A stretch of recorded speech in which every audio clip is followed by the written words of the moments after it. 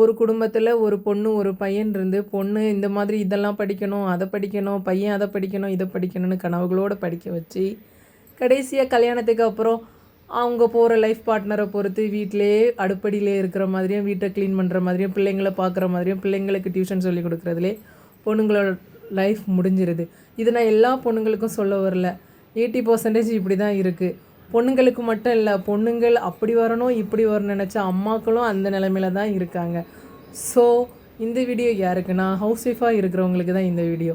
இது வரைக்கும் நம்ம சேனலை சப்ஸ்கிரைப் பண்ணலன்னா சப்ஸ்கிரைப் பண்ணிவிட்டு வீடியோ உங்களுக்கு ஸ்கிப் பண்ணாமல் பாருங்கள். வாங்க வீடியோக்குள்ளே போகலாம். ஹவுஸ் ஒய்ஃபாக இருக்கிற நமக்கெல்லாம் அடிக்கடி தோணுற விஷயம், பொழுதன்னைக்கும் கிச்சன் கட்டில் தான் இருக்கிறோம், வீட்டெல்லாம் க்ளீன் பண்ணுறோம், கிச்சனையும் க்ளீன் பண்ணுறோம், பாத்திரத்தை கழுவுறோம். ஆனால் அகைன் பார்த்தீங்கன்னா ஒரு 1 ஹவரில் மறுபடியும் குப்பையாகிறது. இதுக்கு ஒரு முடிவே இல்லையா? இதிலேருந்து எப்படி தான் நம்ம வெளியே வர போகிறோன்னு தெரியலையே. பொழுதன்னைக்கும் வீட்டு வேலை செய்கிறதுலே நம்ம டைம் முடிஞ்சிருதே. இவ்வளோதானா நம்ம வாழ்க்கை அப்படின்னு திங்க் பண்ணிகிட்டே இருக்கீங்களா? கவலையை விடுங்க. நான் இந்த வீடியோவில் சொல்கிற சீக்ரெட் டிப்ஸை மட்டும் ஃபாலோ பண்ணுங்கள். உங்கள் டே ரொம்பவே ஹாப்பியாக, உங்களோட ஹெல்த்துக்கும் ரொம்பவே அதிகமான ரெஸ்ட்டை கொடுக்குற மாதிரி நான் ஒரு சில டிப்ஸ் சொல்கிறேன். அதை ஃபாலோ பண்ணுங்கள். யூஸ் பண்ணுற உடனே க்ளீன் பண்ணணும். அந்த ஹேபிட்டை ஃபஸ்ட்டு நம்ம கொண்டு வரணும். என்னக்கா இப்படி சொல்கிறீங்க? இது கேட்க ஈஸியாக தான்க்கா இருக்கும், ஃபாலோ பண்ணி பாருங்கள், அப்போ தான் உங்களுக்கு தெரியும். நீங்கள் சும்மா உங்கள் இஷ்டத்துக்கு வீடியோ போடாதீங்கன்னு கேட்குறீங்க, அது எனக்கு கேட்குது.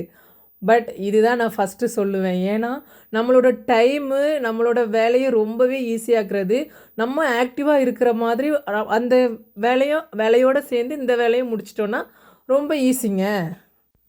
ஃபார் எக்ஸாம்பிள் சிங்கில் பார்த்தீங்கன்னா 1 ஸ்பூனு 1 கப்பு 1 பிளேட்டு தான் இருக்கும். அதை நம்ம உடனே வாஷ் பண்ணிவிட்டு அது அதோட முடிஞ்சிடும். ஆனால் நம்ம அப்படி பண்ணுறதில்ல. சிங்கு ஃபுல்லாகணும், 5 மினிட்ஸில் முடிக்க வேண்டிய வேலைக்கு 20 மினிட்ஸ் கொடுக்குற அளவுக்கு நம்ம டைம் டிலே பண்ணணும். அந்த டே ஃபுல்லாக மைண்டில் பாத்திரம் இருக்குது, பாத்திரம் கழுவணும், வீடு கூட்டணும் அப்படிங்கிறத ஒரு பேர்டனாக எடுத்து ஒரு ப்ரெஷரை ஏற்றுறோம். இதை ஃபஸ்ட்டு நம்ம அவாய்ட் பண்ணணும்.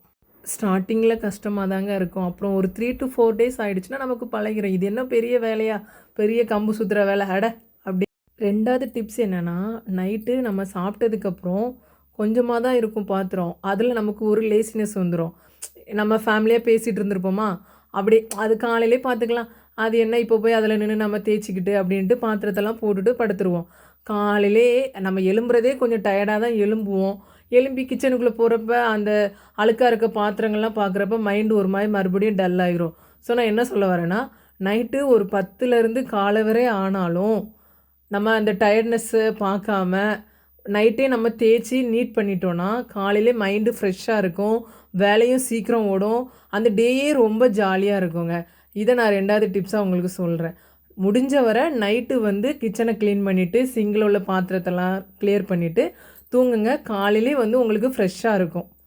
3வது டிப்ஸ் என்னென்னா, மைண்டில் ஃபஸ்ட்டே ஃபிக்ஸ் பண்ணிடுங்க. நம்ம கிச்சனுக்குள்ளே போகிறோம் சமைக்கிறதுக்குன்னா 1 ஹவரில் எல்லா வேலையும் முடிக்கிறோம் அப்படின்ட்டு, நம்ம வீட்டில் தானே இருக்கிறோன்னுக்கிட்டு ரொம்ப ஏர்லியராகவும் எழும்புன்னு தேவையில்லை. 1 ஹவர் ஃபிக்ஸ் பண்ணுங்கள். ஒரு அடுப்பில் சாதம் வச்சுருக்கீங்களா, ஒன்றில் குழம்புக்கு ரெடி பண்ணுறீங்களா, அந்த கேப்பில் ஏதாவது காய் ஏதாவது வேக போடணுமா வேக போடுங்க. அந்த வேஸ்டேஜ் எடுத்து குப்பையில் போட்டுருங்க. பாத்திரம் எதனா அப்பப்போ வரப்போ மிக்ஸி ஜார் யூஸ் பண்ணுவோம். அந்த மாதிரி கழுவுற ஐட்டங்கள்லாம் வந்துச்சுன்னா சிங்கில் போடக்கூடாது, சடனாக அதையும் கழுவணும், அடுப்பில் உள்ள வேலையும் பார்க்கணும். அந்த மாதிரி நீங்கள் அட் அ டைம் எல்லாமே உங்களோட கண்ட்ரோலில் பண்ணிகிட்டு இருந்தீங்கன்னா சமையல் வேலையும் முடிஞ்ச மாதிரி இருக்கும், க்ளீனிங் ஒர்க்கும் முடிஞ்ச மாதிரி இருக்கும். இதை தான் நான் 3வது ஸ்டெப்பாக உங்களுக்கு சொல்கிறேன். 4th டிப்ஸ் என்னென்னா, நம்ம ஒரு திங்ஸ் எடுக்கிறோம் அப்படின்னா அகெயின் அதே இடத்துல அந்த திங்ஸை வச்சிடணும். நம்ம நிறைய பேர் பண்ணுற தப்பு அதுதாங்க. ஒரு நாள் கத்தி பார்த்திங்கன்னா ஒரு இடத்துல இருக்கும், அதே மாதிரி க்ளீன் பண்ணுற அந்த கிளாத்தும் சரி அங்கங்கே நம்ம வச்சுருவோம், அப்புறம் அதை தேடுவோம். இதில் டைம் வேஸ்ட் ஆகும். எதுக்கு அது ஒரு மாதிரி டென்ஷன் ஆகும். காயாக இருந்தாலும் சரி, மசாலா ஐட்டமாக இருந்தாலும் சரி, அந்தந்த இடத்துல வெங்காயமா, உருளைக்கிழங்கா, தக்காளியா, அது பேஸ்கெட்டில் அது இருக்கிற மாதிரி பார்த்துக்கோங்க. அங்கங்கே குழப்பி வைக்காதீங்க. மேக்ஸிமம் அந்த கடுகு வெந்தயம் இதெல்லாம் நம்ம அங்கங்கே வச்சுருவோம். அதை டோட்டலாக அவாய்ட் பண்ணிங்க. ஒரு ஸ்பூனா, ஒரு பாத்திரமா, எது எந்தெந்த இடத்துல இருக்கணுமோ அதை அந்தந்த இடத்துல எடுத்து யூஸ் பண்ணிவிட்டு அகைன் அந்த இடத்துல வச்சுருங்க. இதுவும் நமக்கு டைமை ரொம்பவே சேவ் பண்ணும். 5வது டிப்ஸ் என்னென்னா, கிச்சனை தினமுமே நீங்கள் க்ளீன் பண்ணுங்கள். அதாவது அடுப்பாக இருந்தாலும் சரி, கிச்சன் டாப்பாக இருந்தாலும் சரி, டீப் க்ளீனிங்கை பற்றி நான் சொல்லலை, ஜஸ்ட்டு ஒரு க்ளீனிங் பண்ணுங்கள். வீக்லி ஒன்ஸ் டீப்பாக பண்ணுங்கள். ஏன்னா நம்ம தினமும் பண்ணி நம்மளோட ஹெல்த்தையும் நம்ம நான் வர்த்திக்க சொல்லலை. தினமும் பண்ணுறது ஒரு ஒருத்தவங்க நம்ம வீட்டுக்கு வராங்கன்னா அந்த ஸ்மெல் எல்லாம் அடிக்காது. நிறைய பேர் வீட்டில் பார்த்தீங்கன்னா போனதுமே ஒரு கவுச்சி ஸ்மெல் மாதிரி அடிக்கும். அது என்ன காரணம்னா அந்த ஈர துணியை வாஷ் பண்ணாமல் அப்படியே வச்சுருப்பாங்க. கொட்டி இருக்கிறத கழுவ மாட்டாங்க. அந்த அடுப்புலலாம் ஓவர்ஃப்ளோ ஆகிருக்கும்ல கொதிக்கிறப்ப, அந்த மாதிரி அந்த ஐட்டங்களை துடைக்க மாட்டாங்க. இந்த மாதிரி இருக்கிறனால நிறைய பாக்டீரியாஸ் சொல்லப்போனால் வரும். எதுக்கு இந்த இது அன்னன்னைக்கு உள்ளதை அன்னன்னைக்கு துடைச்சிருங்க. டீப் க்ளீனிங் வந்து ஒரு வாரத்தில் ஒரு நாள் வைங்க. 6வது டிப்ஸ் என்னென்னா, வீட்டில் இந்த ஒட்டரை அடிக்கிறது, வீடெல்லாம் க்ளீன் பண்ணுறப்ப அதாவது தினமுமே ஒட்டரை அடிக்கணும்னு நான் சொல்ல மாட்டேன். தினமும் காலையில் எழும்புறோமா, பெட்லேருந்து பெட்ஷீட்லாம் மடித்து வைக்கிறோமா, வீடு ஒரு க்ளீன் பண்ணுறோமா காலையிலே, அதே மாதிரி ஈவினிங் ஒரு டைம் க்ளீன் பண்ணுங்கள். இப்போ சின்ன பசங்க இருக்க வீட்டில் எப்படி நம்ம எத்தனை வாட்டி க்ளீன் பண்ணாலும் 1 மணி நேரமே அதிகங்க. உடனே குப்பையாக்கிடுவாங்க. அதை நம்ம ஏதோ குழந்தைங்கள நம்ம திட்டவும் முடியாது, கோவம் வரதான் செய்யும். இருந்தாலும் நம்ம கண்ட்ரோல் பண்ணி தான் ஆகணும். ஸோ அது ரொம்ப டீப் க்ளீன் பண்ணுறதெல்லாம் வாரத்தில் ஒரு நாள் வச்சுக்கோங்க. தினமும் நம்ம டீப் க்ளீன் பண்ணணும், தினமும் மாப் போடணும் ஃப்ளோருக்கு, தினமும் ஜன்னல்லாம் துடைக்கணும், அந்த மாதிரிலாம் ரிஸ்க் எடுக்காதீங்க. ஸோ அதுவே நமக்கு என்ன தான் நம்ம வீட்டில் இருந்தாலும் நம்ம ஹெல்த்தை ரொம்ப அஃபெக்ட் பண்ணும். ஸோ வீக்லி ஒன்ஸ் வந்து டீப் க்ளீனிங் பண்ணுங்கள். கூட்டுறது துடைக்கிறது எல்லாமே வந்து வாரத்தில் ஒரு நாள் வச்சுக்கோங்க. 7வது டிப்ஸ் என்னென்னா, நம்ம வீட்டில் பார்த்தீங்கன்னா நிறைய டப்பா பாக்ஸு அது இதுன்னுட்டு எக்ஸ்ட்ரா தேவையில்லாமல் வச்சுருப்போம். நம்ம யூஸ் பண்ணுற வெசில்ஸ் என்னவோ அதை மட்டும் யூஸ் பண்ணுங்கள். பாத்திரமாக இருந்தாலும் சரி, பிளாஸ்டிக் ஐட்டமாக இருந்தாலும் சரி, தேவையில்லாமல் வீட்டில் அங்கங்கே அடுக்கி வைக்காதீங்க. இடத்த அது ஃபுல்லுமே அடைக்குமே தவிர நமக்கு ஒரு இரிட்டேட்டிங்காக தான் இருக்கும். ஸோ நம்ம யூஸ் பண்ணுற பொருளை மட்டும் வச்சு யூஸ் பண்ணுங்கள். தேவையில்லாதெல்லாம் ஓரந்தள்ளிடுங்க. குப்பையில் போடுறத குப்பையில் போட்டுருங்க. ஏதாவது ஒரு திங்ஸ் வாங்குகிறோம், அந்த அந்த பாக்ஸ் தேவைன்னா வைங்க. அது தேவை இல்லையா உடனே மாற்றிடுங்க. இதுவே நமக்கு ஒரு பெரிய வேலையாக தாங்க இருக்கும். அந்த பாக்ஸை அடுக்கி வைக்கிறது, தேவையில்லாமல் கழுவுறது, டைம் வேஸ்ட் இல்லை. ஸோ தேவையில்லாத பொருளை ஒதுக்கிடுங்க. என்ன பாத்திரம் நம்ம யூஸ் பண்ணுறோமோ அதை மட்டும் நீங்கள் ரெகுலராக யூஸ் பண்ணுற மாதிரி வச்சுக்கோங்க. அடுத்த டிப்ஸ் என்னென்னா, நம்ம வந்து ட்ரெஸ் வாஷ் பண்ணுறோன்னு வைங்க. ஒரு வாரத்துக்கு உள்ளது ஒரு சில பேர் மொத்தமாக வாஷ் பண்ணுவாங்க, இல்லை அன்னன்னைக்குள்ளதை அன்னன்னைக்கு வாஷ் பண்ணுவாங்க.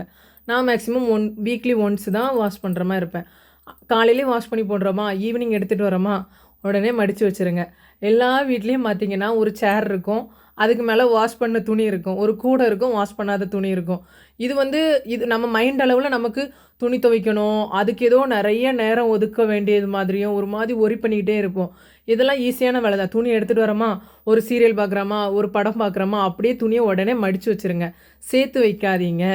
ஏன்னா அதில் டஸ்ட்டு ஃபார்ம் ஆகும், கொசு போய் உட்காரும். எதுக்கு ஒரு துணியை தேடுறதுக்கு அவ்வளோ துணியும் கலைக்கிற மாதிரி இருக்கும்.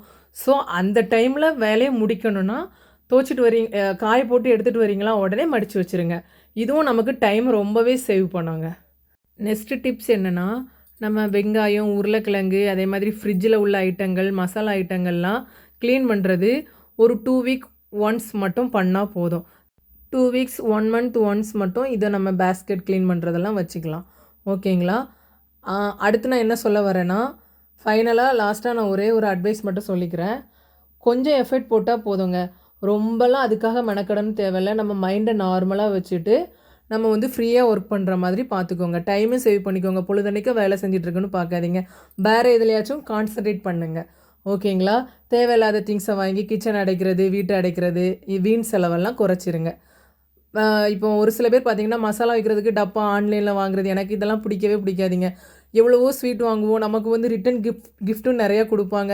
அதெல்லாம் நம்ம யூஸ் பண்ணிக்கலாம். நிறைய கண்டெய்னர் வீட்டில் ஆல்ரெடி இருக்குங்க.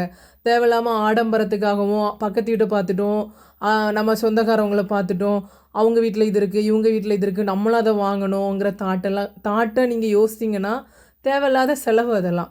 ஸோ செலவை ரொம்பவே கம்மி பண்ணுங்கள். உங்களால் என்ன முடியுமோ அந்தளவு நீங்கள் வந்து நீட்டாக வச்சுக்கோங்க. இந்த வீடியோ பிடிச்சிருக்கோன்னு நினைக்கிறேன். பிடிச்சிருந்துன்னா லைக் பண்ணுங்கள். நெக்ஸ்ட்டு நான் உங்களுக்கு எந்த மாதிரி கண்டென்ட் கொடுக்கணுங்கிறத கமெண்டில் சொல்லுங்கள். தேங்க்யூ ஃபார் வாட்சிங்.